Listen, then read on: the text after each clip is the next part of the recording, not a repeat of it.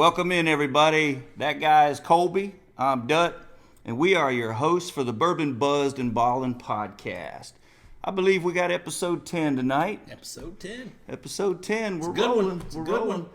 We got some good information tonight. As always, we got some current events. We're going to come in hot with some update on the home run race or home run feats of Albert Pujols and Mr. Judge. Yeah, Mr. Judge. We got some NHL and some NBA camps have opened. Starting up. So we'll exciting time of the year. Talk a little bit about that, and of course we're gonna give an update on that creep owner out in Arizona, the Phoenix Suns. We got some closing comments on that dude. Yes. And of course it's football season, so we got to talk football. So we're gonna recap. It was an interesting weekend in football, both college and pros. A lot of things went on. A lot of this things. weekend. We're gonna talk week 3 and week 4 of college. Yep. Yeah, and then of course we got us a nice little list. I think we're gonna talk about. It's our bucket list, and I have zero ideas of what this dude's gonna talk about, and he doesn't have any idea what I'm going to talk about. But we got a bucket list of sporting events or athletes. That's the way we like to do it. We don't share our information before the show. It's just that is true. We don't off the cuff. We do not. We do not talk about our stats. We don't talk. We just have an outline. We kind of stick to an outline, and I make my notes, you make your notes, and then we just mesh it together and just let it flow. You'll probably see me easing over, looking at his screen a few times. I'm always peeking at yours. Yeah, that's right. But I think that gives a different angle on everything. Right. You like to talk more stats than I do, and I like to have anecdotal information. Right. And then it also keeps each of us on our toes because we don't know what the other one's coming with. And that's true. You got to drop that knowledge. That's true. Well, why don't you open us up with the toast? Let's drop that knowledge right now that we've been talking about it for 3 or 4 weeks now, and Mr. Pujols joined the 700 Club. That's my standing ovation. Hats off. I'm so thrilled, man. I'm so thrilled. Yeah, that's a great accomplishment. Only the 4th person to do it, and super happy for Albert. Yeah, well deserved. I mean, we've obviously talked about his stats. He's a first ballot Hall of Famer, so he's just capped off what is an amazing career, amazing dude. So I don't think it could have happened to a better person. Right. I don't think there's a whole lot to talk about other than saying, no, let's just toast him. Congratulations, Albert. Yep. Cheers. Cheers. Good stuff, man. So what you sipping on tonight, Dut? All right. I'm sipping on a little Heaven Hill bottled in bond. Okay. Obviously 100 proof. Right. Some strong stuff. No, actually it's smooth. Yeah. It's smooth. It's not really, it doesn't feel like a hundo to me. Mine's probably got more burn than yours. You know, I'm got the Built by Bama shirt on today, so I figured I'd go with the bourbon that was built by Bama. Oh, okay. The Old Soul, high rye. Oh, he's not a rye guy. I'm not a rye guy. Of course, it's not just a straight rye. It's just a high rye. But like I said, since I was repping the Built by Bama t-shirt, I thought I'd rep the Built by Bama Old Soul bourbon. I like the Old Soul, man. That weeded bourbon is hard to find from Old Soul, but the rye is... that's the only thing around here anyway. I mean, you know, when I'm in Tuscaloosa in a couple of weeks, I can look around and see if there's any more of their products. But you haven't found the weeded over there either. No. This is about the only thing I've been able to find is the high rye. Yeah. So, but that's what... 2 good bourbons. Two good ones. Yep. So let's come on in hot. So we talked about Pujols already. Let's talk about the other baseball player chasing history, and that's obviously Aaron Judge. And he's still stuck. He's still stuck on 60. I will say he's still leading in all 3 Triple Crown categories. Yep. So that, you know, even if he accomplishes that, that's still a great accomplishment. Oh man, he still had an awesome season, but I'm sure he wants it. I do too. I think he'll get. Of course, I think he's on 6. He's stuck on 60 games now, and that's past his normal. Yes. He's usually about 2.5, 3 games for a homer. He's still on pace for like 64, even at this slowed down rate. And of course, he can do like Albert did and hit 2 in 1 game and jump right up to the 62. But he's still stuck on 60. So Albert hit a good pitch though. That was a good pitch. I mean, that was down around his shins. I mean, he went down and he got it. But I think I can't remember the pitcher's name, but he leaned on that pitch one too many times. Right. It was a rookie, I think. Was it? I think it was a rookie pitcher. I heard his name yesterday, and I completely forgot to write it down. But he definitely leaned on that pitch one too many times. But I mean, you can't keep Judge down. I think he'll get it. He'll hit one by accident. As big and strong as he is. And that would be nice to see him cap off, and maybe I think if he hits one to go 61, he'll probably hit 2 or 3 more before the end of the season. I'd like to see him get the 62 and the Triple Crown. I think that would be amazing. I think so too. I think that would be one of the greatest single seasons in the history of baseball. Yeah. I mean, there's other categories he's leading in also, like walks and on base. So he's not just leading in the Triple Crown category. I mean, he has put together a phenomenal season, and he is going to get well paid at the end. He deserves it. He rolled the dice on himself, didn't he? He gambled. He bet on himself, and he won big time. Yeah, that was good. Won big time. All right, you mentioned earlier basketball training camps opened, I think, yesterday. Man, it seems like it just ended. I know it. Same with NHL. Same with NHL. It feels like we were just sitting over there watching the Cup, right? Just a few months ago. Does. But I'm glad it's back. Speaking of basketball, we talked about this piece of trash scumbag last week, and thankfully he came to his senses. He realized, Of course, we don't know what happened behind the scene, whether he came to his senses or the rest of the league was like, we're going to make you come to your senses. I'm hoping maybe the owners got together and I mean, there's got to be zero tolerance for this kind of crap. I mean, I don't know.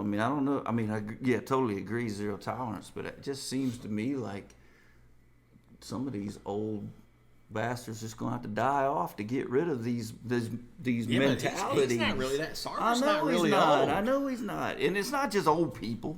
I don't mean to say old people, but I mean, it's just, I know what you're saying. You know what old I'm saying school, is, boys always, club. Yeah, it's always going to be there. But you would think in that sport, how could you even look at another person a different way just because of skin color? Well, I just don't understand it. And he also owned the WNBA team in Phoenix, so he's dealing with that and women, and still trashing them both. I mean, I just can't wrap my brain around it. It just doesn't make no sense to me whatsoever. No, I think given the way we've always been and the way we were raised, I don't think I'll ever understand.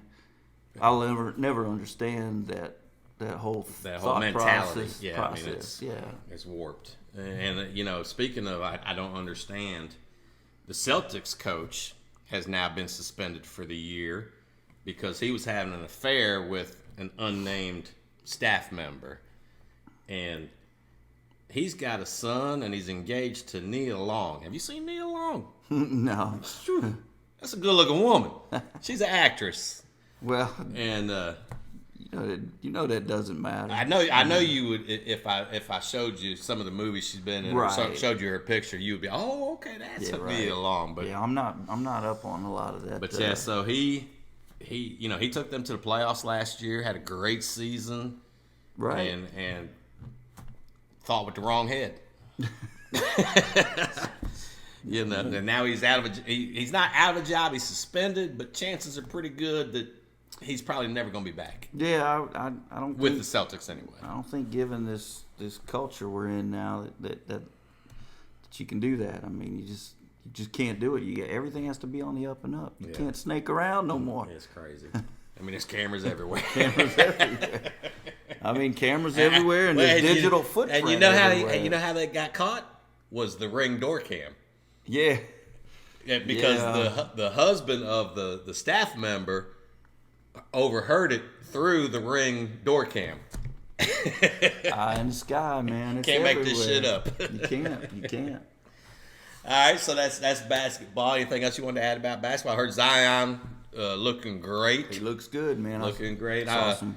LeBron finally embraced the fact that hairline goes further and further back, so he shaved his bald. He's clean cut now. Yeah. It looks good. So I like it better than that 12 head he had. Exactly. Yep. So, and it's just kicking off, so I'm sure we'll I'm hearing a little Russell Westbrook trade talks. I mean, like they're trying to put together a deal. Well, I've heard that, and then I've also heard that him and Pat Beverly, who have been bitter rivals, are like best friends now that they're teammates. So, well, we talked about that during our NBA, off-season moves. Right. I know I mentioned that they're like identical. They're identical roles on the team, but Beverly is just a better shooter. Yeah. So, I mean, we'll see what happens. We'll see. But yeah, there's probably still, I think, some of these Phoenix players are wanting out of town. Maybe now that they're selling, maybe they won't trade them. I think there's still some Utah players. Danny Ainge is tearing that down to build it back up. So I think you still may see a trade or two coming out of Utah. Danny, I trust though. I mean, he knows what he's doing. He knows what he's doing. I'm hearing Bezos' names being thrown around as a potential owner for the Suns. I heard that too. Yeah, that'd be interesting. He's got the money. I don't think he would have to go borrow any money. No. I think he'll be okay. Yep. And then probably my second favorite sport, hockey. Camps opened up yesterday. Actually, preseason games started playing yesterday. Yeah, I saw that. I mean, that's like I said, it's like a blink. We were just watching the Cup. Yeah. Just watching the Cup. Yeah, it's crazy. Yeah, time flies.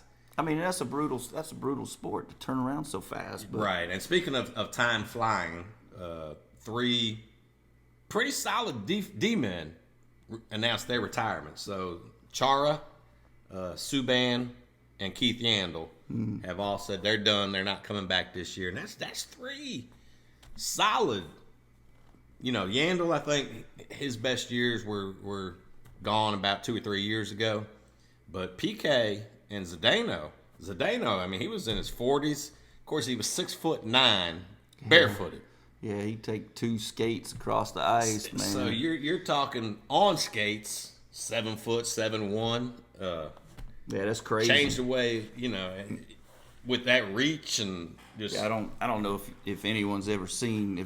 I'm sure there's a lot of listeners aren't really NHL or hockey fans, right. being predominantly here in the South. But if you've ever seen these guys on skates, I mean, it's amazing. It's amazing how big NHL players are. I mean, and then when you talk about lifting them with their skates, I mean, it's insane. I mean, if you go to an NFL football game, it's insane seeing how big those guys are, but it's even more so in hockey. Hockey, to me, professional hockey, if you go see it in person, is like taking football players and combining them with figure skaters.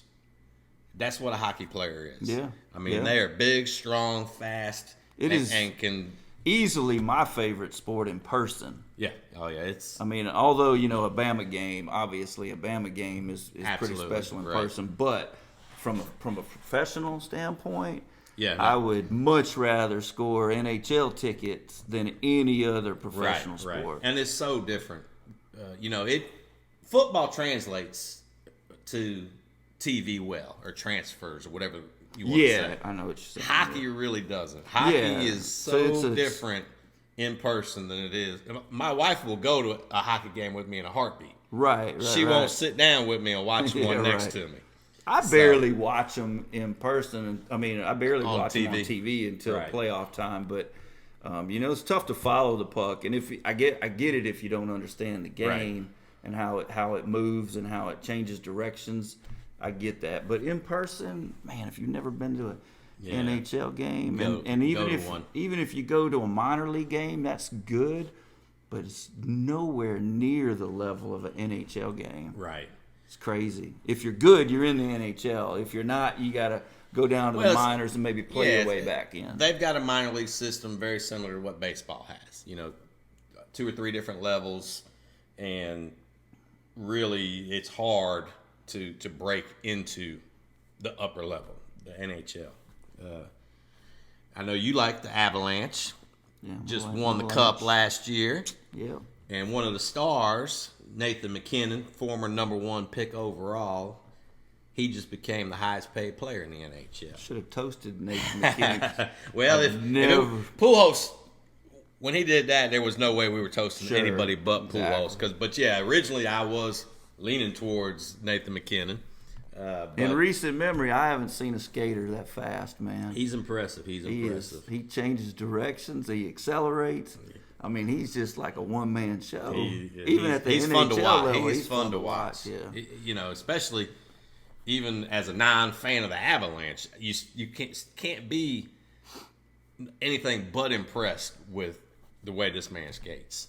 So they signed him to an 8-year, $100.8 million extension, which puts him at $12.6 a year, which just barely tops McDavid up in Edmonton at $12.5. Another fun hockey player to watch. Yeah. There's some good, young, exciting. Now's a good time to be a fan of the NHL because there has been a revival with some good young talent that's refreshed the league. So, yeah, that's good.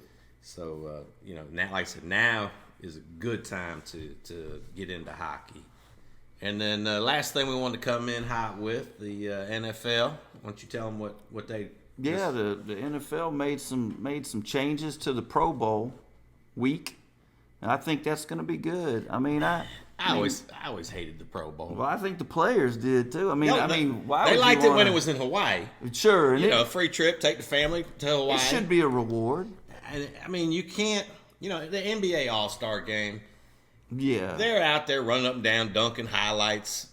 Nobody's really gonna get hurt. It's just all fun and games. But football, you can't really. Nah, football, it's not worth it. Yeah, if you're not out there busting your butt, what's the point of being out there? And even a lot of the players, were very critical of effort being given at the Pro Bowl, and so I think they're gonna make it a week. It's gonna be a week-long festivities, like skills competition, flag football, and then culminate with a flag football game, which makes way more sense. Even that, it's more entertaining to watch these guys without pads on. But even they could still get hurt for sure. If you look back to the Monday Night Football game, Sterling Shepard blew his ACL just running a straight line. Right? Yeah. No doubt you could have some. And injuries. There was somebody. It's been many years now, but they were doing something in the. I think they were playing flag football in the sand in Hawaii, and blew his knee out. Yeah, I can't remember who that was. I remember that vaguely too, but I think it's going to be really good because you're going to get to see them, talking it up, chirping back and forth to each other, and I like that part of the game, like when the NFL does those, mic. Where they mic a player, you get to kind of see their personalities. Yeah, especially with HBO doing Hard Knocks. Yeah. It's fun to watch. Yeah, to get to know these people on a personal, because you see them on Sunday, you see them behind a helmet in all this uniform. You don't really get to, other than maybe some of the quarterbacks that are doing commercials or the interviews afterwards, you don't really get to know them. Their personalities. So from that standpoint, and I think it's going to be in Vegas, right? Yeah. Okay. Yeah. Well, I think it's going to be good. I'm looking forward to it. Might actually watch it. Yeah. Definitely watch it for the skills contest. I mean, that's always fun. Now, I did watch a little last year. They had something like where the quarterbacks were throwing the balls and the wide receivers were doing flips onto a inflatable mat. Yeah, trying to do that one-handed catch. So some of that stuff was kind of cool to watch. Yeah, so. It'll be fun. It'll be fun. Well, while we're on the subject of football, let's just dive right into our first topic tonight, and let's talk about Week 3 of the NFL. All right. And then there were two. Yep. We are down to only 2 undefeated teams left. We had a third in limbo last night. Yeah, but they were. That's his team. Yeah, his team was in limbo. They had a chance. They were not with that offensive line. Offensive line, they couldn't protect the quarterback, and they couldn't stop the run. So NFL games are won in the trenches. Yeah. So if one team is dominating both sides of the line, they're gonna win. I mean, that translates to all games, all absolutely, levels, absolutely. That to me, football, you build from the inside out. I don't understand why GMs don't get it, like Carolina. I mean, I don't understand why GMs don't understand if you avoid the eye candy, like the borderline. I mean, I get it. It's not sexy. It's not sexy. You got it, but you got to avoid the non-sexy pick. Well, I mean, if it's not a guaranteed home run quarterback like Trevor Lawrence, right? I think he was almost as guaranteed. Like an Andrew Luck, Peyton Manning. Yeah, I mean, you build your O-line, and then you could maybe put a young quarterback in who might be a little on the border of whether or not he's going to be good or bad. I mean, if you protect him. Well, look at last night. Cooper Rush, an undrafted journeyman quarterback, behind a solid line, beat a number 6 overall first-round draft pick who had a shitty line. And do we really have to give Cowherd a little credit on that? Wasn't it Cowherd that said Cooper Rush might make you not think about Dak? No, Who said that? That was Skip Bayless. Skip. That was Homer. Homer. He is a Homer. I ain't giving Skip was Homer no Bayless. Credit, but. Well, even Jerry Jones said, I hope we have a quarterback controversy when Dak got hurt. I don't think we have a controversy, but clearly Cooper Rush has been able to hold things together. Every quarterback can be good if you got them protected, give them clean pockets. Yeah, he had clean pockets. Was never, not a single sack. It was. Well, let's talk about the Dolphins and the Bills. That's one reason I wore this Built by Bama T-shirt tonight. I thought you'd have Tua on again. Who? Tua, the Jalen. Eagles. The Eagles are undefeated. Who's their quarterback and wide receiver? Jalen. And Devontae. The Slim. Built by Bama. Built by Bama. I mean, that's getting a Miami, little redundant, though, in the NFL, isn't it? Miami Dolphins. Nick Saban said it best. I can't watch the NFL. I can't call all the players because there's so many of them in the NFL. But no, it's well. Then you got Dolphins led by Tua and Jalen Waddle. Built by Bama. Speaking of built by Bama, there was 9 Alabama alumni that scored a touchdown this weekend in the NFL. It's nice. There was only 16 games. Nice, man. No, it's left. Then there was another 6 that either had an interception or recovered a fumble. And if you're not tired of hearing that yet now, we're going to probably have a kicker in the league next year. That's right. We've not Mr. had a Reichard. kicker. Mr. So Reichard. we're going to have a kicker to even chirp about. But I'm gonna show some love to my Bama boys, but there was one very non-built by Bama performance, and that was in the game last night. Mr. Evan Neal. Yeah.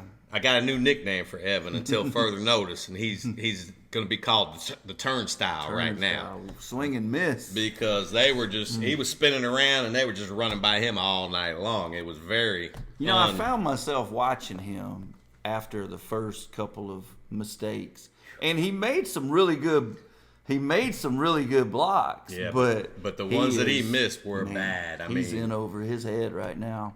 But the Dallas pass rush is it's legit. I mean, you got Lawrence on one side, you got Micah Parsons on the other side. You got that number 6. Yeah, he's like all over the place. The Swiss Army knife on that defense. He's the star on that defense. So I mean, it was. I tell you, I've not been sold on Danny Dimes. He looked good last night. But he played his ass off last night. He was running for his life all night long. He did look he looked comfortable to me. He looked comfortable. He looked good. That's one of the best games I've seen him play in a little while. That one throw he made to the right sideline, man, that was like a window of maybe half the football, and he threw a full football into it. Yeah. It was beautiful. Yeah, and I mean I still see there's talent there. He's a good runner. He's fast. He's got a strong arm. He's smart. I mean, he went to Duke, so he's smart. And he's so sneaky but fast. It's that little thing that maybe Coach Dabbs can get out of him is that making the right decisions and doing that quickly, processing. I'm still calling him Danny Nichols. I know. He's still Danny Nichols to me until he wins something. But back at the Dolphins, man, they made a statement yesterday. I feel like I think the Bills obviously struggled in the heat. Right, and they had some injuries going into the game. They had some injuries. The Dolphins had to deal with that heat too. Yes, they're used to it a little bit more. Used to it, but it was still a statement. It's a big the Miami defense made a big statement. Tua, to me, he had another good game. Yeah, it wasn't flashy stats. He didn't put up huge stats. But it was efficient. But it was he made one really bad, poor decision, poor throw. Yeah, it should have been a pick, but it wasn't. But he made 3rd and 22. 45-yard pass to Waddle. Yeah. That won the game for them. Yeah, that was a nice pass. And he was obviously hurting because early in the game they went for a QB sneak and he got folded backwards. Yeah. Well, he hit his head on the turf. And then that was another play right at the end of the first half where he got a late hit, and when he went down, his back of his head slammed against the turf. He got up, looked like Mike Tyson just punched him in the face. Right. But they said it was a back injury, which is interesting. That's up for debate. Yeah. That's being investigated. Being investigated. That did they skip concussion protocol? Supposedly he was cleared by the independent and the team doctors. Right. And then he was tested again yesterday and cleared. He's not even being considered in concussion protocol right now. Right. He's not even in the protocol. But they definitely proved they can hang with the elite. Yeah, I agree. I think they are.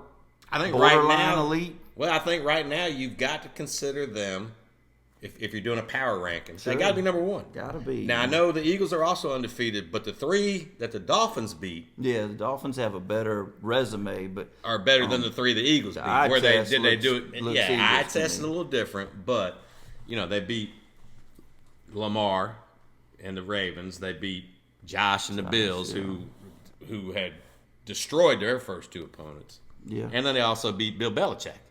So, I mean, that's 3 perennial playoff teams that Miami has knocked off. Now, have they been pretty wins? Not all of them. 2 of them come from behind. Are we talking 72 Dolphins yet? Well, that's the funny thing is, they always pop the champagne after the last undefeated team loses. And right now there's two of them. Yeah. So, if the Eagles lose, do they go ahead and pop the champagne? Because the only other team that would be able to go undefeated would be the Dolphins. No. I like the Eagles, but I'd like to talk Jacksonville right now. Oh yeah. What you think about? I've Jacksonville? got them as a team to watch this weekend. Man, them and the Eagles. Oh, I forgot to go look at schedule. The Jags are at the Eagles this weekend, and who would have ever thought before the season started that would be a game to watch? Man, I knew Trevor was going to get better. I knew that. I did, but I was really skeptic about Christian Kirk as their number 1. But he's been he looks good, man. But Doug Peterson. Doug Peterson has to be considered Coach of the Year candidate. A really good coach. Well, I think you got Peterson, you got Mike McDaniel at. Mike McDaniel, that nerd is a good coach. He is. Wore a sweatshirt on the sideline. He is. Man, he knows. Mike McDaniel. I don't even know what to say because he's making the right calls. He's got weapons now, but he's dialing up the right calls for Tua. Yep. He's good, but Doug Peterson, man, he won a Super Bowl with the Eagles. I know, but that was how bad was Urban Meyer? Terrible. I can answer that. When you look at and he's got a job. That's another topic. Actually, we already did that. We covered we that. did. I don't think we included it. Or did? No, I don't think we included him. Cannot believe I left that.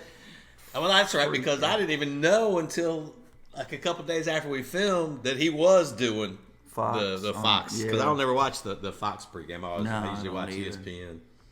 Anyway, so I'm impressed. Jacksonville looks really good, man. I'm impressed for sure. One thing that has disappointed me so far is really bad officiating and some really bad football. The Broncos and Niners, the game was 11-10. I know. Russell, man. The Bucks and the Pack. Yeah, one of our games to watch. Yeah, that was 14-12. In the Bucks' defense, though, the GOAT. He ain't got no weapons, right? But still, 14-12. Bucks are in trouble. And then you got the Cardinals and Jets, which the Jets doesn't really surprise me, but the Cardinals they only scored 12 each of those two teams. Mm-hmm. The Chargers only scored 10 points. Chargers are a dumpster fire, and look at our AFC West prediction. I know. Yeah. I mean, but everybody predicted that. Right, it's not right. Like everybody thought that was the strongest conference. I mean, the Raiders can't win a game. And, well, we did say, somebody's going to have to lose in the West, and we did say the Raiders, but not 0-3. No, I mean, we still considered them a bubble playoff team. Yeah, oh yeah, absolutely. I still thought the Raiders are going to win 10 games even in that conference. It almost looks like Carr doesn't even want to throw the ball to Devontae Adams. Yeah, he's not getting the targets he should be getting. We've had this discussion. Devontae Adams is their best offensive player. How does he not have a dialed up amount of touches or looks? I know he's a receiver. Can't guarantee him touches, but he can have guaranteed targets. They should be targeting him at least 15 times a game. And Devontae Adams, he's a faceless quarterback receiver. Right. I don't care who throws. It's like Tyreek. Open. It's like Tyreek. I think Devontae Adams is more open than Tyreek. But I'm just saying it doesn't matter who the quarterback is. I know. Yeah. The receiver's going to be open. I mean, how many contested balls do you see Devontae winning? Almost every one. All of them. I just don't get it. But I'm a quarterback and it's 3rd and 8. I got one progression, and it's Devontae Adams. And I'm throwing it if he's double covered. I'm gonna stare right at him. They always say don't look a receiver down. Right. I'm gonna let him know. Yeah.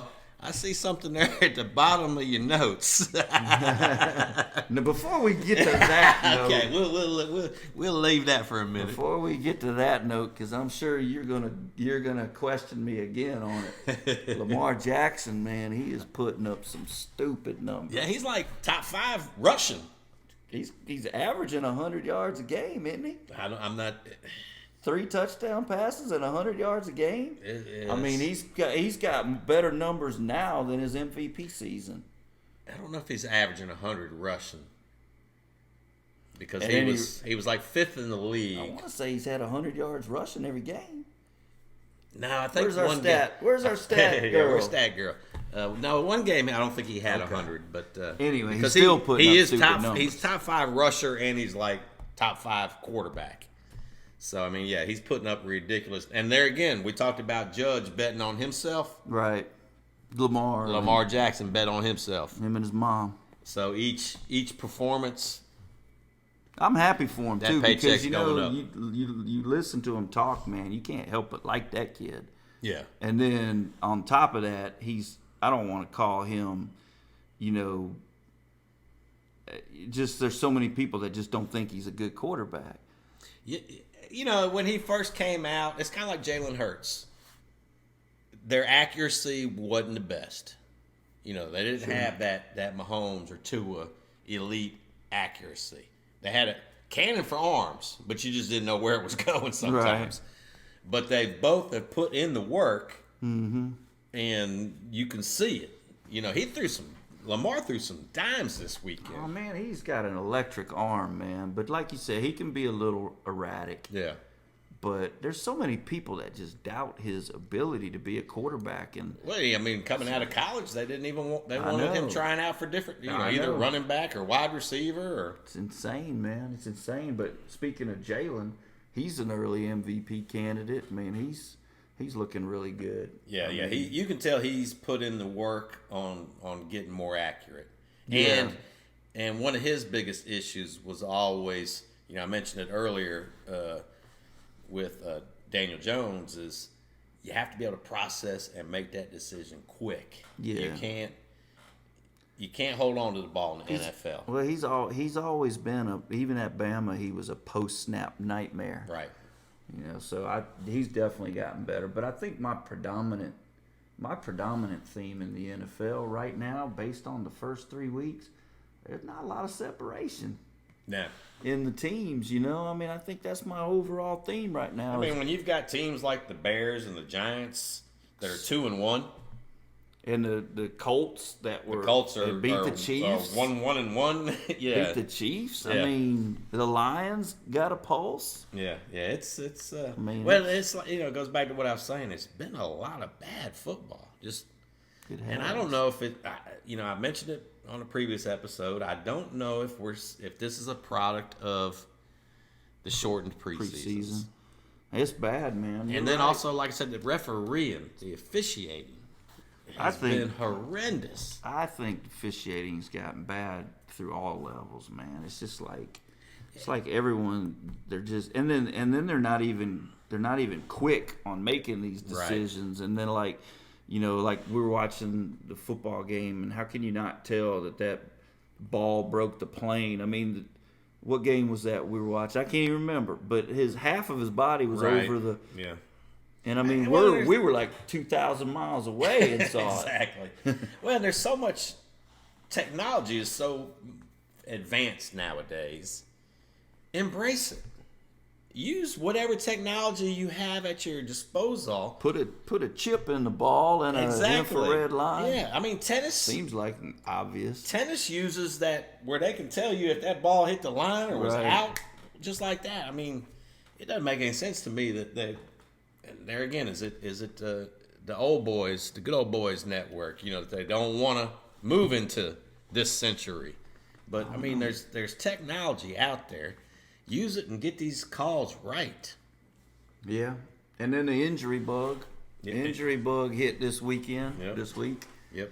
Yeah, there was a few that Dalvin, out for the season. Montgomery, DeAndre Swift, Trent Williams, Mac Jones. Mac, and like I said last night, Sterling Shepard. Sterling Shepard. When I had my notes put together, I was probably writing this out before he got hurt. Yeah, Odell texted immediately that they need to do away with turf in the NFL and go all grass. But, these stadiums are used for multi-purpose concerts and all kinds of, you might have a college game on Saturday and a pro game on Sunday, and grass just can't keep up with that. So I don't see them doing away with it unless they do something like they've got out in Vegas where they can just remove the whole turf out of the stadium. You would think they could. I mean, you're making that kind of money. It's time to start protecting these guys. Yeah, I mean that's your, that's the face of your franchise, and you got like you said, you got to protect these guys. I mean that's go ahead. And if the product on the field isn't any good, you're gonna lose your audience. Right. They ain't losing money. So hit me with the last one. I got. The last thing, I just got a question for you. Are you still backing Baker? I got him. My last note, I'm fading on Baker. He's last in the league in QBR. At like 11 or something like that. Got that dub, though. They did get the dub. No thanks to him. Man, I mean, Baker. No, I'm still backing him, because I like his personality. I like his. Well, I've said that. I like his moxie. Sure, I like his moxie. It's just he ain't got the talent to back it. Well, I think he does have the talent. He's just poor footwork, man, and he's just. I don't know. I mean, here's something. So the Panthers rebuilt their line a little bit this year. Right. They improved their line, but they still have a rookie left tackle who's struggling. Yeah. Just like Evan Neal is. Yeah. And so. And Baker's always had happy feet. He's always vacated a pocket too fast. And so there's some things that Baker has to get better on that he hasn't gotten better on, but he's not built by Bama. So I am fading. A lot of it might be between the ears. No, and I mean I think given the amount of quarterbacks that the quarterback-rich draft that we're going to have this coming season, I mean, I definitely can read between the lines, and I think the Panthers are still going to probably not be 100% sold on Baker. Right. Well, as their franchise. If he doesn't turn around drastic, these first 3 games, there's no way he's going to be the quarterback for the Panthers next year. No, I can't, man. You can't. But I definitely am fading on. A good call. I knew he was going to hit me with that. I wasn't going to talk a lot about Baker, but I did want to just all right, well, let me close out the NFL here with I got 4 games for you to watch this weekend. All right. First one is Thursday night. Yeah, that's going to be a good one. hopefully Tua's playing. You know, he hadn't practiced yet this week. He's got the hyperextended back. He's dealing with a little bit of ankle soreness. I mean, that was a beat down the Dolphins and Bills put on each other. I mean, there's a lot of people came out of that game sore, cramping. I mean, that heat, the physicality. Yeah.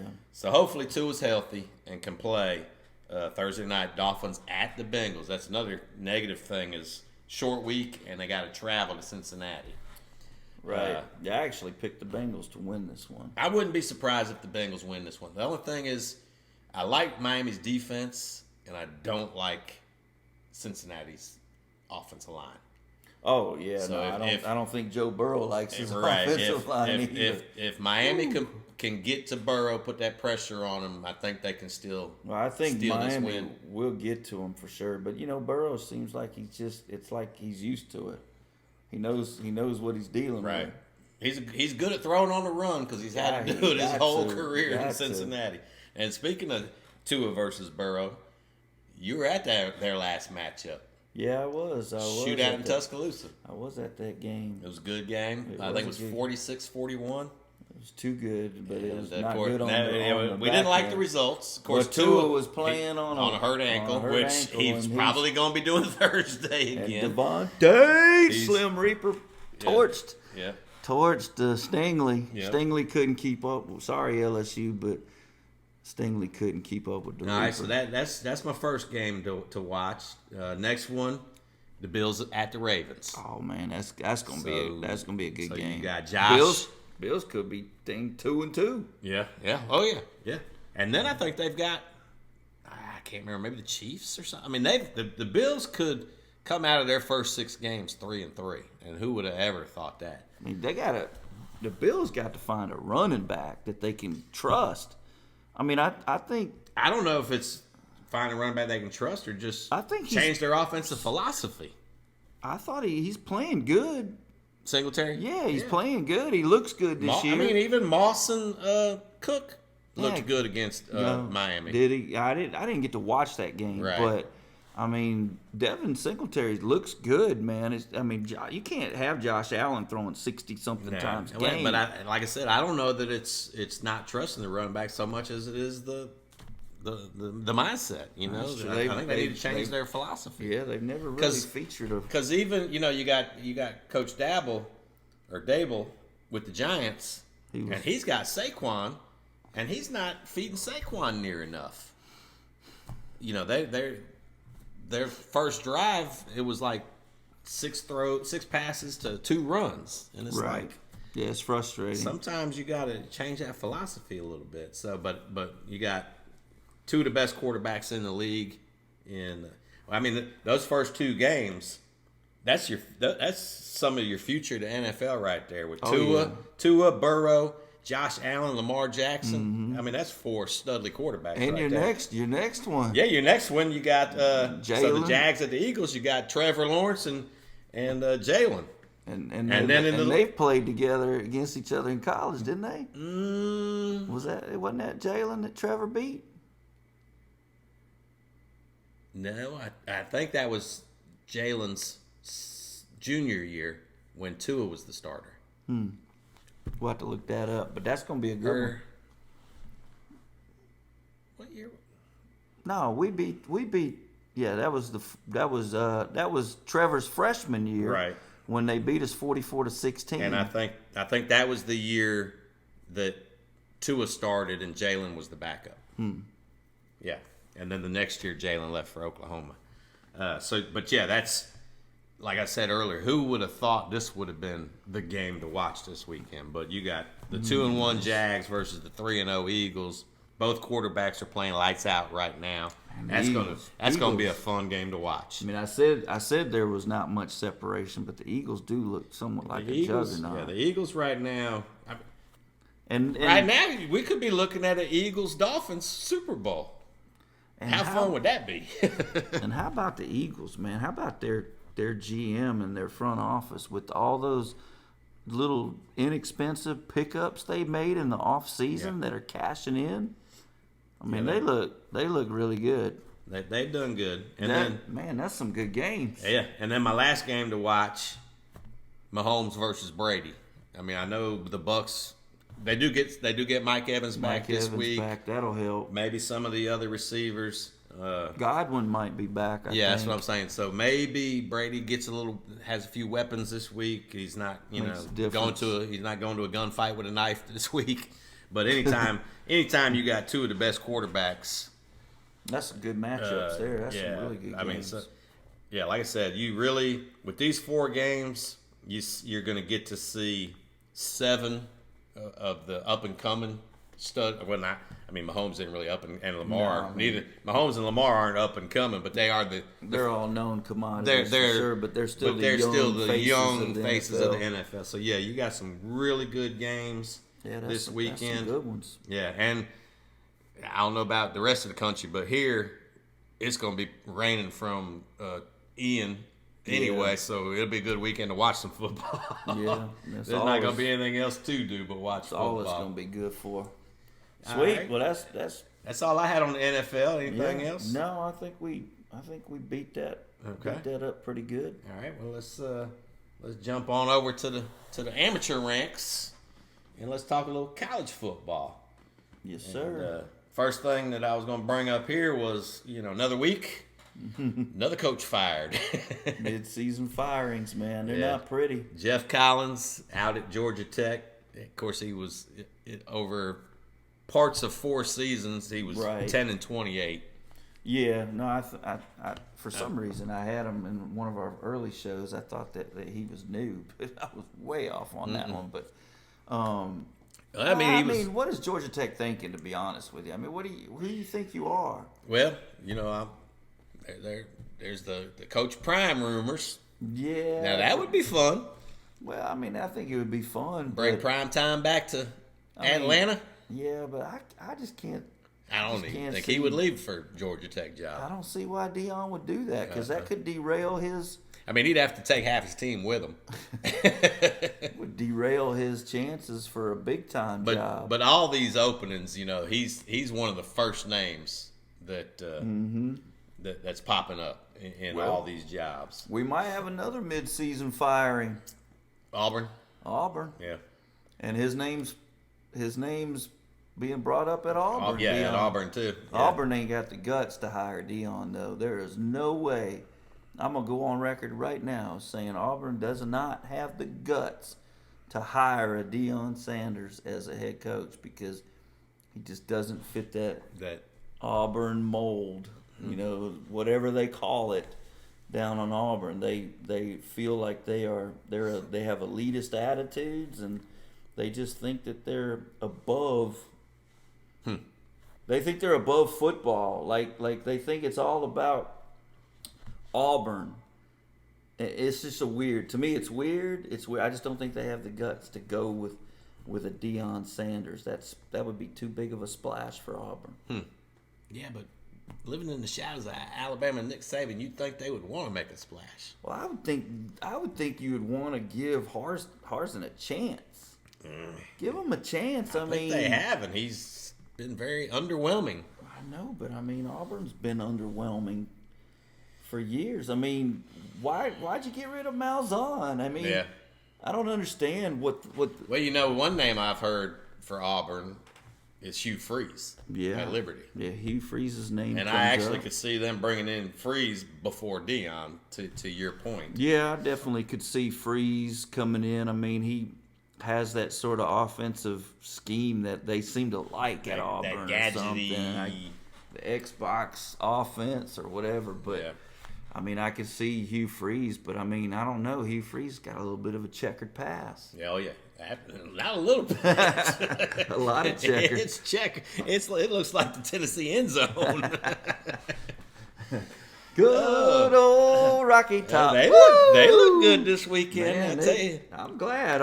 It's good to see Tennessee back. I really think they are back. I'm coming up there, October 15th. I'm thinking about it because I'll be in Nashville that weekend. We might have to go live, or maybe not live, but we might have to record from old Knoxville.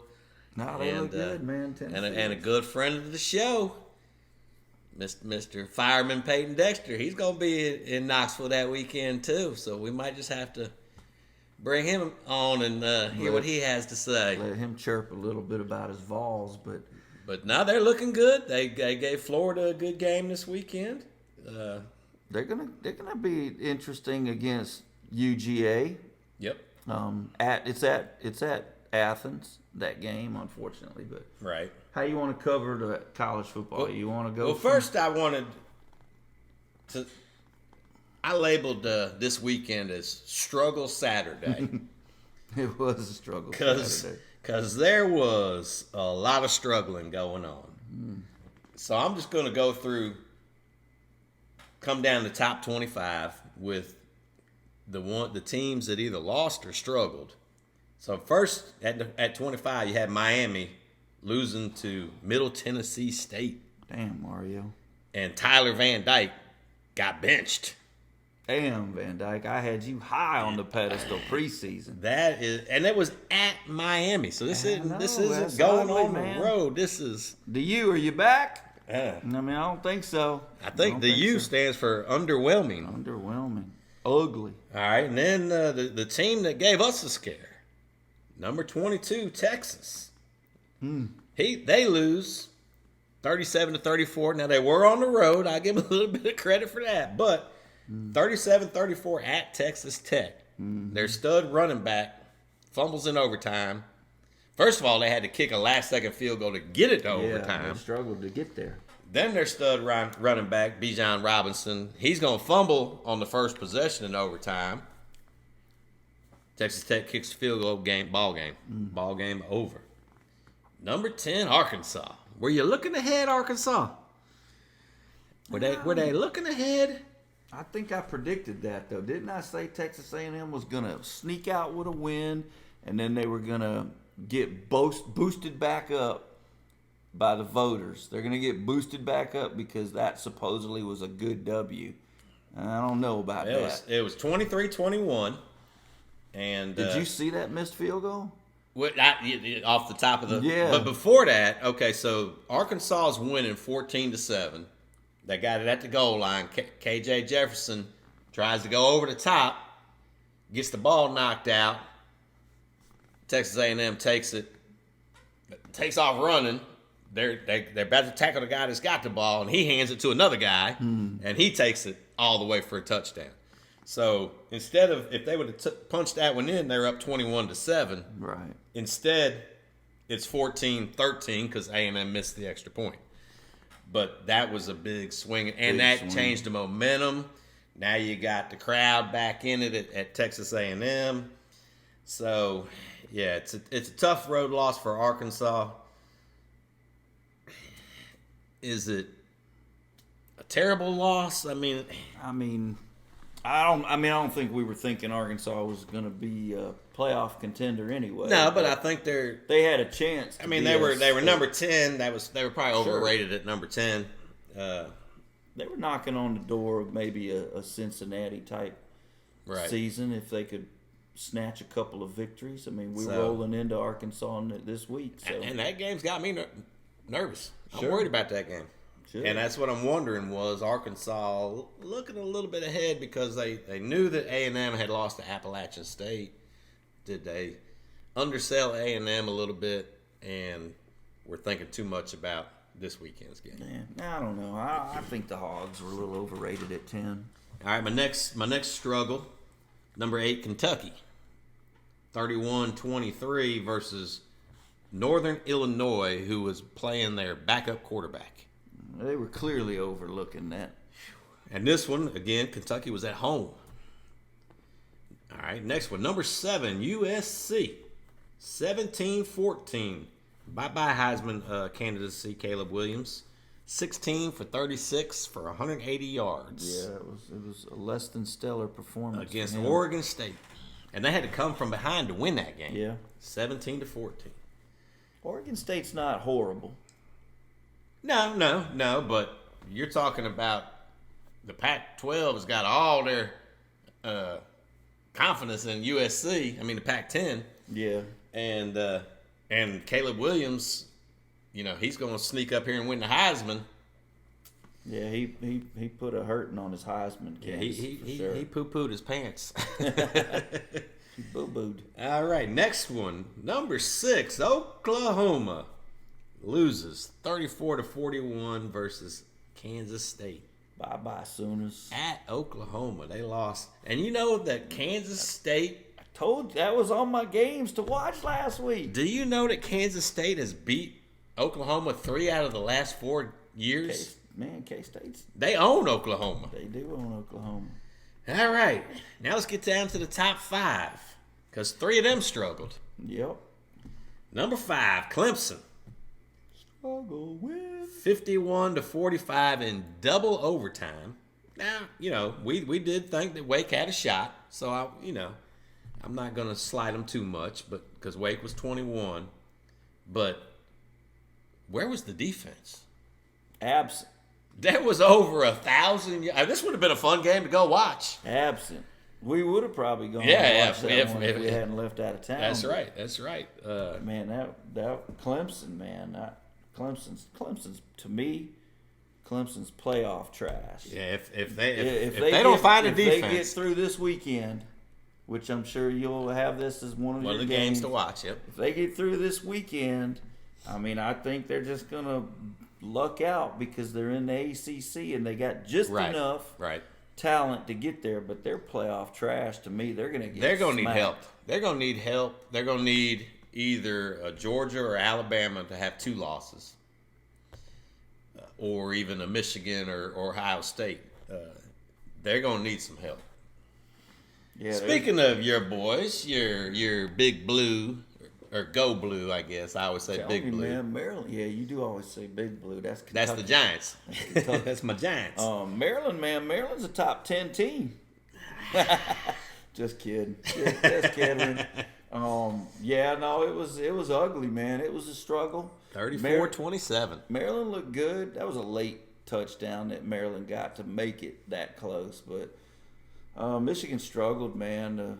The play calling was sketchy. The defense struggled, man. Maryland was, that was with little Tua going out with an injury too. Oh, did he? I didn't. He came back in, okay. but it was a struggle. It was a struggle win for sure. But you know what? How many struggle wins did we have last year? And still, I think 1 or 2 is good for you. Sure, it does. I said earlier, us having to win a close one at Texas, Coach Saban loves that because you can teach off of that. Yeah, you can use that to get better. And my next team that struggled, Georgia, they sleptwalked. They did. They were sleepwalking in that game. But that's another one that I'm like, you can kind of understand. I do know that their starters were in, so Georgia fans can't say what they always say. The starters had to go the distance. Yeah, that's beautiful. 38-22 against Kent State. And there was a lot of mistakes. Now, is this a good early wake-up call for Georgia? Or is this a little kink in the armor? We'll have to wait and see. Could be. I don't want to be number 1, but I really don't see why we didn't jump back over Georgia after. Our close win at Texas. Right, exactly. Is way better than this close win against Kent State. Well, close 38-22, but. Right. Georgia struggled. Georgia struggled in all facets. So Stetson's Heisman candidacy also took a beating. Took a beating for sure. I think the Heisman is kind of it's kind of a two-man race right now between CJ and what's that kid that plays for Bryce Young? I don't know. The Kansas quarterback is getting some love. Kansas, man. What about the Jayhawks? Yeah. He's getting some love. And of course, number 3, Ohio. Yeah. They're gelling. Yeah, they're gelling. Right. Their offense is gelling. Their defense. A lot of people have them as number 2. Hey, I was kind of thinking I would like to have seen Ohio jump to number 1. Yeah. And even us get bumped to 3. Yeah. I'd have been fine with that. Right. I think it's Danny Cannell, I think, has us at like 4 or 5. He's got us at 5. Big shock. Yeah, okay. Because I think he's got Clemson still ahead of us and Michigan. Cannell's a moron. He's a moron. Danny Cannell, you're a moron. Yeah, I think what we have him is how you still got a job. Yeah, exactly. How you still got a job. You are nothing but a bitter hater for Alabama #1, SEC #2. Right. That's just because you're jealous, but it's all good. But yeah, so I got one more bonus struggle for us. Appalachian State. Yeah. They were up 28-3. America's team. Yeah, we were touting them as the Cincinnati of this year, man. And you know what? I mean, But James Madison. Oh yeah, James Madison. Madison's good. They just moved up to this division, and they're good, man. They're not. They a got chump. the #1 run defense in the country. They're not a chump. No. So I mean, but blowing a 28-3 lead at home. For all my Baker Mayfield and quarterback struggles, I told you to watch that Oklahoma K-State game. I told you to watch it. So yeah, it was a interesting weekend. And another team that I told you about, OK State. Watch out for them. They're creeping. I've got them one of my games to watch next week. They're creeping. They got my Baylor Bears. They're gonna take your Baylor Bears down. They got the Big 12 champs. They gotta go to Baylor. They're at Baylor, yep. So watch out for the OK State, man. When they take the Baylor Bears down this weekend, and I think they will. It's gonna be a good game. It's gonna be a good game. I got 4 good games for this week. All right. We already kind of teased this one. NC State at Clemson. You got number 10 against number 5. Yep, I'll be tuning into that one, depending on what time. What time? That's a noon game, isn't it? Actually, I think that's the 7:30. I think that's the night game. Okay. Alabama's the 3:30 game. All right. And I'm pretty sure that the NC State Clemson game's at night. So that's one game to watch. Oklahoma State at Baylor, number 9 and number 16. Good. That's going to be for control of the Big 12. That's a big game. An SEC kind of couple of teams that are being sneaky good right now. Yeah. Number 7 Kentucky at number 14 Ole Miss. They both need the W. Neither one's got a loss yet. No. So you got 2 undefeated. You got Kentucky trying to sneak up on Georgia. You got Ole Miss trying to sneak up on Alabama. Yeah. I still like Kentucky and Tennessee as sneaky sleepers in the East. And you got Ole Miss. Ole Miss is sneaky, man. And I had Arkansas, but and I still think, and that's my next game, is number 2 Alabama at number 20 at being the key word, at number 20 Arkansas. Yeah. And if Alabama plays like they played against Texas, yeah, we'll lose. They're gonna come out of that game with an L. We struggled with KJ last year. We did, and that was in Tuscaloosa. I think it was a 1-score game. Yeah, I was at that game. That's game, right. And it was a struggle between KJ and what's his name, the Tennessee Titans, who they drafted, that receiver. Oh, Burks. Yeah, Burks. Traylon Burks, was a beast in that game. He killed us in that game. We had nothing for him. Going to be a good week in college football. Some good games. There's some big games there. Now we're starting to get into the meat of the schedules. So now that ACC matchup is a make or breaker. And then but that's about the only one the ACC ever has. I know. I mean, I thought Miami had something this year, but they shit the bed. Yeah, Middle Tennessee put an end to that. Yep. Miami, you're not back. But now just FYI, you're not back. The SEC schedules right now are fixing to get juicy. Yeah. So now is when you get into the meat. About them Golden Gophers, Minnesota, PJ Fleck rowed a boat. Rowing that boat. Rowed a boat. They look good, man. Yep. They look good. They might make a little noise in the big. I don't know how much longer they're going to be able to keep Fleck. Well, I thought he would be gone by now, but he struggled. Of course, I mean, he has struggled. Yeah. But this year they look good. Yep. It's good week, man. Good week. I'm looking forward to those matchups. Anything else you got to add? That's it, man. All right. Well, it was a struggle. It was a struggle for a lot of teams. I enjoyed watching that struggle.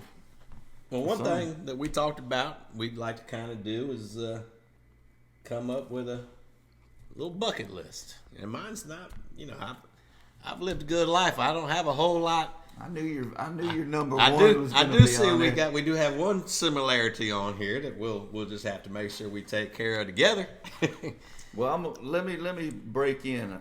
As far as athletes goes, I don't have anybody, because let me read this to you. I've seen Michael Jordan play. Right. Same. I've seen Gretzky play Same. with you. Same.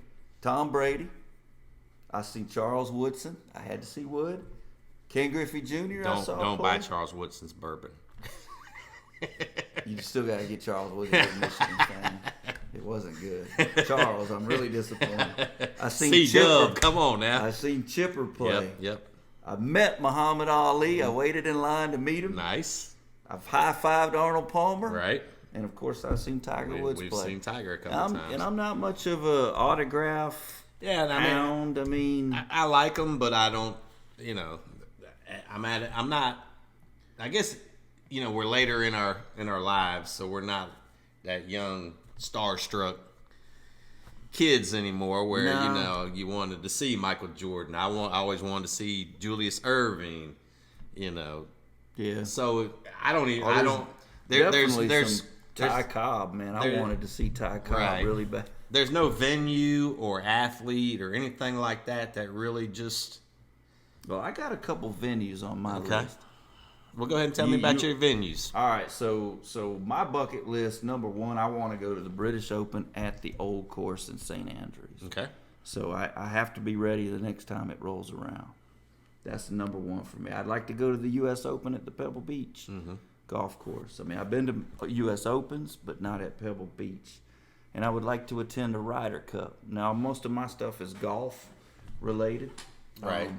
I know you got this one, the Kentucky Derby. I do. I do have that one. That's a bucket list for me. Yes, and we'll have to do that within the next year or two. I think we probably will do that, and we will probably do a little bourbon trail along the way. Yep. Yeah. Since you're talking about the Kentucky Derby, I do want to go back to the bourbon trail because we went last year. We didn't get to do everything we wanted to do. Right. So I do want to go back. I want to go to Heaven Hill, which you're drinking right now, to the Heaven Hills Distillery, and I want to do the Bottle Your Own Elijah Craig. I want to go back to the Maker's Mark Distillery and do your dip your own. Remember, we didn't have enough time. We had to get out of there and get to the next tour. And then I want to visit some of the ones that we didn't get to go to: the Jim Beam, the Lux Row, the Michter's, the Rabbit Hole.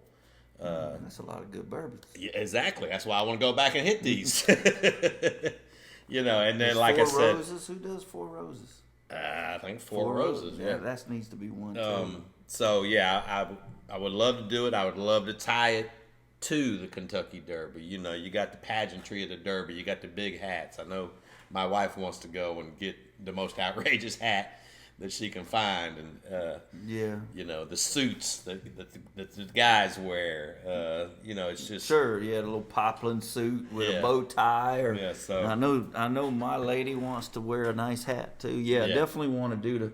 And I said outrageous. I didn't really mean outrageous. I just meant over the top. I want to go to Fenway for a Red Sox Yankees game. See, you're more of a baseball. Well, you grew up playing baseball, and you're not really a big fan of watching the sport. But baseball and golf, it's got a lot of nostalgia for me. Two big things for you. For sure. So I understand. So yeah, I mean, there's stadiums that if I had an opportunity, Wrigley Field. Yeah, an afternoon game in the bleachers at Right, Wrigley. right. I mean, I've been to Wrigley, Right. but I haven't been to a game. So some of your old school, the Wrigley, the Fenway. Those are really the only two stadiums that I want to go to that I've been to a handful. Right. Those are the two big ones, and I'd love to go to the Little League World Series. That's that would be cool. That's always been a bucket list of mine. The Little League World Series. There's some of these newer stadiums I wouldn't mind. Like Jerry World. I wouldn't mind going and seeing a game at Cowboy Stadium, or I haven't been back to see the Giants play in person, and they've got their new MetLife Stadium. Yeah, but if it doesn't happen, it's right now. So that's why I didn't really put it on my bucket list. Here, Oh, you got what you? Well, I was going to say one thing on mine, and I just kind of became a fan of this sport the last couple of years, and that's the Formula One racing. Yeah. And I would love to go see a race in person. First choice would be to go to the Monaco Grand Prix, but that's probably never going to happen. Never say never. It's just a matter of money. But I do plan. They're racing in Vegas next year, so I do. What about the Indy? You don't want to go to Indianapolis? No, I know that's not. Yeah, it's different. It's not I've been to Indianapolis, not for a race, but I've been to the. I never had a desire to go to a NASCAR race. I've been to one. One was enough. I lasted 72 laps on 600. Yeah. It was but not my cup of tea. I do plan on knocking a Formula One race off my bucket list next year.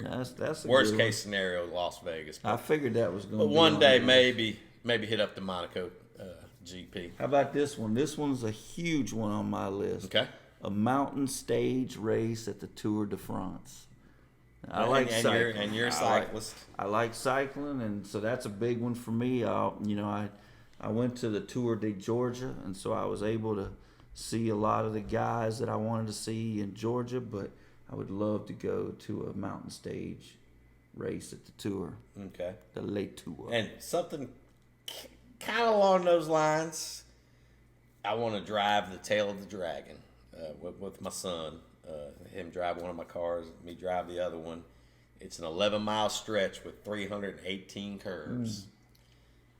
I've driven it, but I haven't yet. Not with a performance vehicle. Right? Yeah, I haven't well, it was yet. somewhat of a performance. I haven't yet, but that's one thing. That's probably within the next 12 months that'll be knocked off the bucket. These first two, I plan on knocking off the bucket list pretty quick.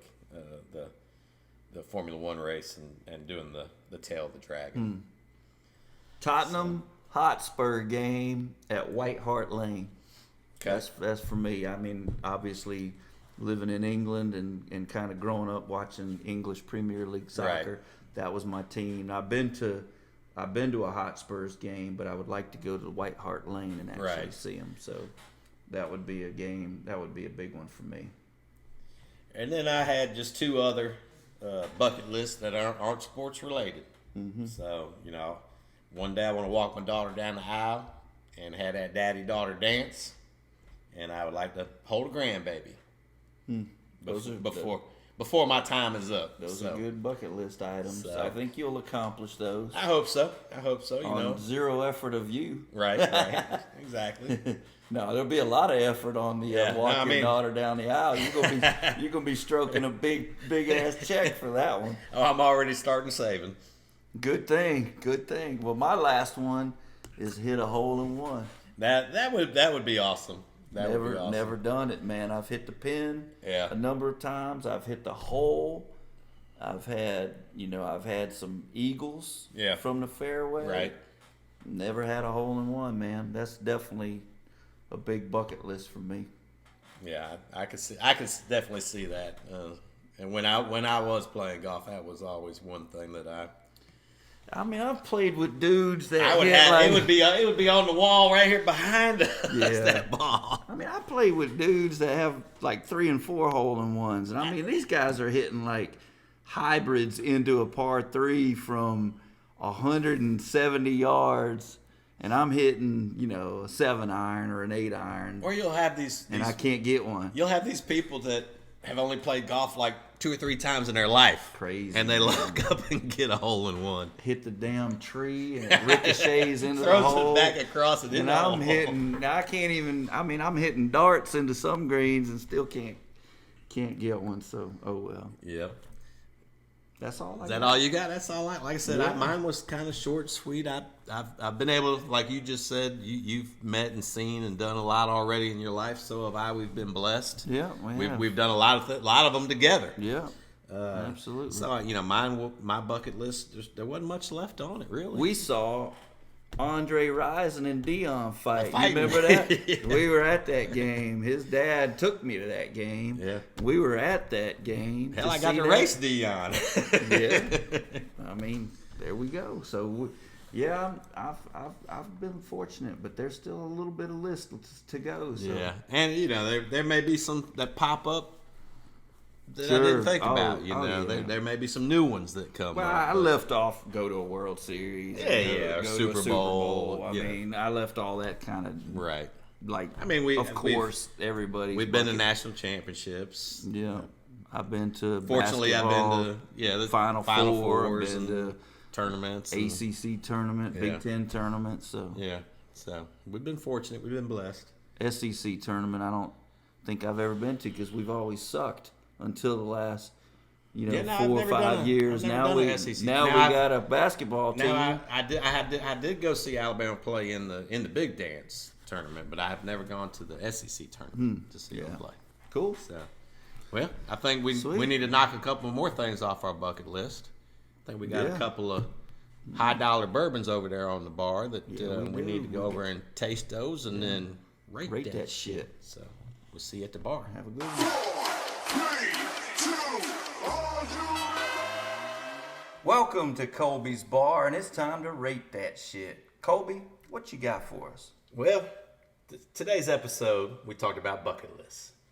So we decided we're going to go out and buy at least $100 bottle of bourbon, something that we typically wouldn't buy, but we're calling these our bucket list bourbons.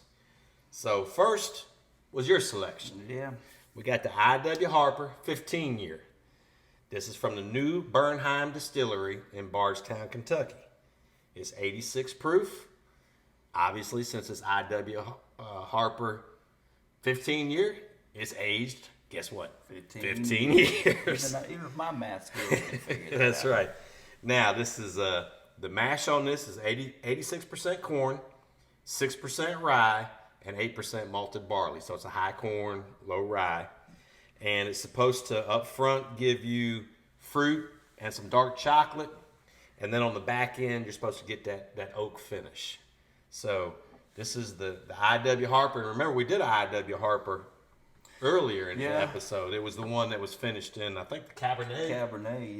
Yeah. So what's interesting about the Harper is it's distilled, but it's actually held in the rick houses of the Stitzel Weller facility. So I'm getting kind of like a pistachio type of pistachio. Kind of like like you get off of an amaretto. I'm getting definitely sweet on the nose. Yeah. It's smooth. It's sweet. Yeah, it's sweet, man. I get some chocolate. I'm getting some chocolatiness to it. Definitely can tell it's 86. Yeah. There's no hug. Yeah, it's so smooth. It does have some nice legs. I mean, it's got some complexity. You do get multiple flavors out of it. It's got really good legs to it. I mean, they're almost as nice as my lady's legs, tell you the truth. Those are nice legs. That's a lot of leg for 86. It is. It really is. That's some of the thicker that we've had. Since this is my choice, rate that shit. Okay. I am actually going to rate that. You know what? We can't rate it yet. We haven't talked about what our rating system is. You know what? You do it every week. I'm going to do it this week. You do it this week. I'm going to do it this week. We've got a rating system 1 to 4. So if we don't like it, number 1, we call that a brown bag. We're just going to put a brown bag over it, pretend we never bought it. Yeah, we don't. It's embarrassing that you even have that in your bourbon. Not going to recommend it to you to go out and buy it. Our number 2, we call that a mixer. Because it's getting better. Mm-hmm. It's not as bad as a brown bag. You're not ashamed to show people you're drinking it, but you might want to add something to it to make it taste a little better. Yeah. Might want to make an old fashioned. Might want to put some Coke with it. Whatever you like as your mixer. Could be just a good old stock bourbon, that you keep for every day. day. There's nothing wrong with that. No, nothing wrong with that. So that's number 2. That's a mixer. Number 3, now you're getting to some good stuff. All it needs, a little rock. chill it, maybe knock the heat off of it a little bit. Right. It doesn't need much, so that's our number 3. So we got 1, 2, 3. Number 4 is the way bourbon's meant to be drank. It's the best, man. Neat. If we consider it to be top shelf, we're gonna give it a 4, and we're gonna call it neat. And we don't give those out very frequently. No, and our rating system can also factor in economics. Well, we got $200 bottles of bourbon here, so we got high expectations. High expectations. So I got to tell you, I expect a little bit more than 86 proof out of $100. Yep. But it's got good flavor. It does. It's got some good complexity. Really good flavor. Yeah, exactly. You get some chocolatiness from it. You get some like, I get a little cherry from it. Well, that's kind of, I think, what I'm saying, pistachio, kind of like an amaretto. Pistachio is very similar. But you know what I'm saying. No, I follow you. So that's what you're talking about, the complexity, because you get a little of that up front, and then on the finish end, it almost get like you get a little oakiness on the finish end and the dryness. Yeah, I do get that little bit of oaky. That's a beautiful bottle too. If anything, that bourbon is worth the bottle. I mean, I don't know about $100. That's a beautiful bottle. But I've been after this one. Look good on the shelf. Yeah, I've been after this one for a while. We finally found one bottle of it. Kolby found it. We were headed to Savannah. He found it in Savannah, held it for me because they're faster drivers than I am. But if anything, this bottle is a talking piece. Yeah, it's beautiful. I've been after this one for a while. I like it. I love it. But on our rating system, I can't give it a 4. I'm there with you. I can't give it a 4. It's a 3 for me. It's a 3 for me. It's a 3. I can't go lower than 3. No. It's definitely a solid 3. And maybe if it had a little bit more proof to it, it could have pushed it over into the 4. I kind of expected more on the back end. For 15 years, I wanted more on the back end. Yeah. Up front, I get it. Right. But on the back end, I want to get a little bit more flavor. It's definitely good. It's definitely a beautiful bottle. It looks like you could pull the label off of it and it'd just be a decanter. That you set on your bar. So impressive. $100 price tag. Little steep. Knocks it from a 4 to a 3 for me. Value-wise, I agree. I think it falls to a 3. Okay. Well, we agree then on that one. That's a 3. I mean, if you find it, though, I think it's great to add to your bourbon collection. It's going to look good on my shelf. Absolutely. Yeah, I'm going to try to find one for my collection. Yeah. Because I know you're taking that one home with you. Absolutely. Yeah, I'm not leaving it over here for just anybody. For anybody. Oh, that's a pretty bottle. Let me drink that. Yeah, let me put some Coke on that Exactly. one. No. Exactly. Yeah. We all got those friends like that, that don't know how to appreciate a good bourbon. So you want to hide the good bourbons from them. That's right. All right. So this is my selection for the bucket list bourbon, and this is a Blue Run Reflection 1 is what it's called. All right. And this is actually sourced. So they have it distilled at another location. So it's sourced at the Castle and Key Distillery in Bardstown, just like this one, Bardstown, Kentucky. It's aged at least 4 years. They don't always, some distilleries, they age to a taste. They don't age to a specific year. So they'll say, we're going to age it at least 4 years.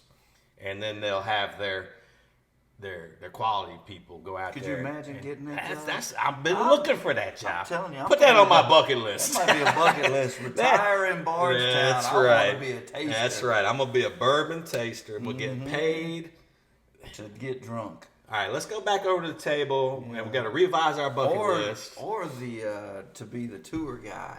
Oh, yeah, and we had some good ones that you could tell they've been doing it for a while. Yeah. But anyway, this one is 95 proof. So, all right, well, that's in the wheel. And this is a $100 bottle also, just like that one. 95 proof. Now, this isn't my tasting, because I haven't tasted it yet. But they say it's supposed to taste like pancakes and maple syrup up front. All right. And they get a little nutmeg on the back. So it's supposed to start out sweet and end spicy. Pancakes and maple. Like I said, a little nutmeg. Okay. That wasn't mine. I got that off the website. I don't get a lot of leg off of it. Now, did we? I remember when we were in Bardstown. Did we tasted one of these, didn't we? Or we didn't? No, they recommended it at the bar, but we didn't get to it. But they were charging like $40 a shot. I think it was. It was up there. Yeah, and I was like, yeah, I think I'll pass because I can buy a whole bottle for $100. Well, there's a little leg now. It took me a minute, but anyway, it's not super dark. Not super dark. Of course, that's about the same color, I think, that the I.W. Harper had. You get any of the nose? Yeah, no, I just got sweet off the nose. Almost a perfumey. I get fruitiness, like a little fruitiness off the nose.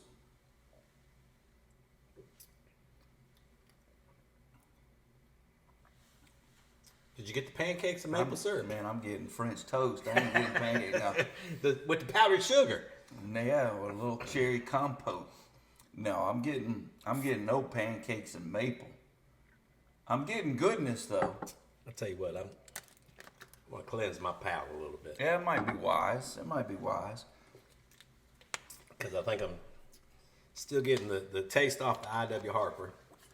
I hope y'all can appreciate the fact that we dropped 200 bills to maybe save you. Sight unseen. Yeah, to save you from spending it on a couple of these, bucket list. Well, and there bourbons. again, you're not just buying the bourbon, you're buying the presentation too. Sure. This also, I know a lot of people are listening on Spotify or on Apple, can't really see the bottle, but this is a beautiful bottle too. It is. The shape of it, it's got a nice butterfly emblem on the front of it.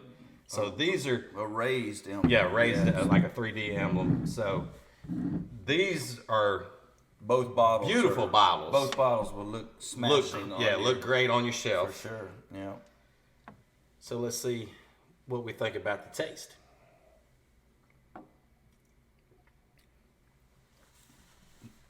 No hug.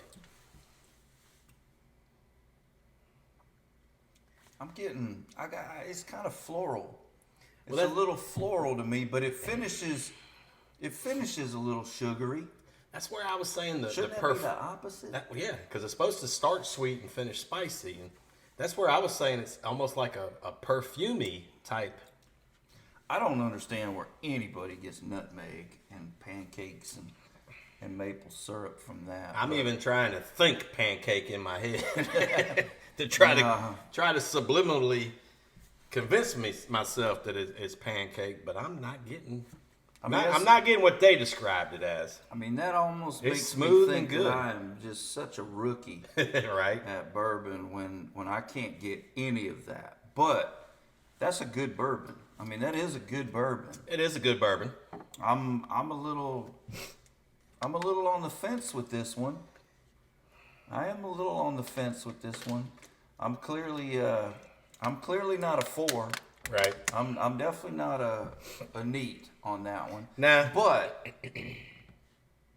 our rating system, it's a 3 for me. Yeah. It's a 3 for me. I would not spend $35 to $45 a shot at a bar for that. No. Because I get more enjoyment from many other bourbons for $20 a shot. To me, $20 a shot is still up there. Right. No, I mean, I think if we had fractions of a no, we're not allowed to do that. It would come in below the Harper for me. The Harper to me, they're equivalent. They really are. I do like that you get a little more bite, a little more bang for your buck here. You do get a little bit. So more for that reason, I would rank it a little higher than the I.W. Harper. But they're both 3s. Yeah. They're both 3s. I'm a little disappointed. You spend $100 on a bottle of bourbon, you want it to. But would we say the same thing about Pappy? If we drop or win? Yeah. Not if. Well, I mean, we would have had one of those up here. We could have found one. Sure. Well, but, I don't know about all that. But, I mean, ultimately, we will hopefully be able to put a bottle of Pappy up here for a Rate That Shit segment for sure. No, we just give our honest opinion. Whether and on any given day, you might rate it a 3 one day. Another month from now, you might think it's a 2 or a 4. Because sometimes it depends on what else you've had to drink or eat that day. Where's your chicken? Look, this right here. The chicken cack. Look, this right here. I would better take than both of them. 10 out of 10 times over both of these for Absolutely. $40 less. Yep. 10 out of 10 times. I agree. I mean, there's more. There's more. I mean, that's Sazerac Rye, Blanton's, Forester. There's a lot of them I would take. And that's why I'm reluctant to spend that kind of money on a bourbon, because there are so many good $40, $50, $60 bottles of bourbon. There is. And you just don't never know with $100 bottle of bourbon. But like I said, they're beautiful bottles. They're going to look great on the shelf. And every so often, you'll pour it over the rocks or drink it neat and enjoy it. And to be honest with you, when I have people over that really don't understand bourbon and I tell them this is a $100 bottle, I mean, I'm the king of the castle. I'm the king of the castle at that point. You go impress them. I mean, you're the man at that point when you break out hey man, this is a $100 bottle of bourbon. I'm gonna let you have, have a shot. Yeah. I mean, and they're gonna love it. They're gonna love it. They're gonna love it. Yeah, exactly. I mean, that's like I said, like Kolby said, beautiful bottles. A little disappointed on the but value. really good well on bourbons. the value. I was gonna say I thought you were gonna say you were a little disappointed in the bourbon because No. a 3 in our rating system is still a very good rating. Sure, absolutely. It's just not just knock your socks off, run out and buy every bottle you can find bourbon. Like you said, go get that $60 bottle of chicken cock before either one of these. Yep. You should run for that bottle of chicken cock. Yep. Sweet. All Good right. show, man. Yeah. Good Episode 10 10 in the books. We're rolling, man. Yeah. We're rolling. I can't tell you. It's, every week we put together a show and it just comes natural. This is what we do. Yeah. This is what we do. Whether or not it's interesting or not, I personally think it is. I mean, We're getting more and more viewers every week. We're getting more and more downloads every week. So I haven't seen what Kolby's telling is you better get on the train now while you can, or are we just gonna pass you by? That's right. Hit that like button. Hit that smash that share. Follow button. Share. Yeah, subscribe on our YouTube channel. We got YouTube. We got Instagram. TikTok. We got TikTok. Apple, Spotify. Yep. We got all of them. And we got an email address they can hit us up at. Tell them what's the email address. It's Bourbon Buzzed and Ballin PR@gmail.com. See, you usually give the email address. You trying to catch me off guard like that? Yeah, I'm trying to put them on the spot. Luckily, I got a cheat sheet behind me. That's it, man. if you're out in the internet world and you're not on YouTube, you didn't even know I turned around and looked at it. That's right. You didn't know. He just shocked you with his knowledge. That's right. Just dropping knowledge. More knowledge I'm going to drop. Next week, episode 11, we're going to start with opening toast. To a well-deserving person, people. Maybe event. it's Aaron Judge. Maybe Judge locked up broke mares. Then we're going to come in hot with some current events. Yep. And then, of course, football recaps. We'll talk We love some NFL. football. We'll talk college football. We'll recap what happened that weekend. Football's king. It's not for, we didn't invent it. Or did it? No, we didn't invent football. But this is our podcast. So if we want to think we invented it, we can invent it. Football's king. We're going to talk football. Right. And then, we always like to have that third topic that we just come up with something different, unique. Next week, all right, so 2 weeks ago, we did our tailgating foods. Yeah. This week, we did our bucket list. Next week, I want you to tell me your favorite sports movies of all time. Ooh, wow. And I'm going to come up with my list. Ooh, my list might be then- a little off the wall because I mean, Caddyshack. Does Caddyshack fall into a sport? Golf is a sport. Golf's a sport. Golf's a sport. Are golfers athletes? Some of them. Golf's a sport. Golf's a sport. Hey, and like you said, it's our podcast. We make the rules. Right. If we want to call Caddyshack a sports movie, it's a sports movie. And if you don't like the fact that we call it a sports movie, email us and tell us you don't like it.